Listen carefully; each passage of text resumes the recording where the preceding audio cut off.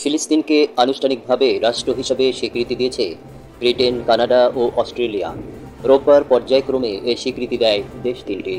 রোববার প্রথম G7 দেশ হিসেবে ফিলিস্তিনকে রাষ্ট্রের স্বীকৃতি দেয় কানাডা। কানাডার প্রধানমন্ত্রী মার্ক কার্নি সামাজিক মাধ্যম এক্সে পোস্ট করে এই সিদ্ধান্ত জানান। কার্নির পোস্টে উল্লেখ করা হয়, কানাডা ফিলিস্তিন রাষ্ট্রকে স্বীকৃতি দিচ্ছে এবং ফিলিস্তিন রাষ্ট্র ও ইসরায়েল রাষ্ট্রের শান্তিপূর্ণ ভবিষ্যৎ গঠনের অঙ্গীকার প্রতিষ্ঠা করতে সহযোগিতার প্রস্তাব দিচ্ছে। এর পরপরই অস্ট্রেলিয়া এক বিবৃতির মাধ্যমে ফিলিস্তিনকে স্বীকৃতি দেয়।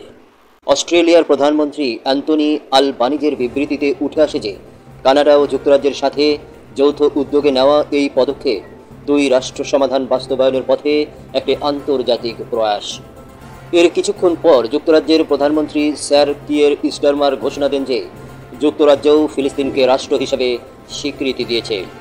ভিডিও বার্তায় তিনি বলেন, যুক্তরাজ্যের প্রধানমন্ত্রী হিসেবে আমি ঘোষণা করছি যে যুক্তরাজ্য ফিলিস্তিনকে আনুষ্ঠানিকভাবে রাষ্ট্র হিসেবে স্বীকৃতি দিচ্ছে।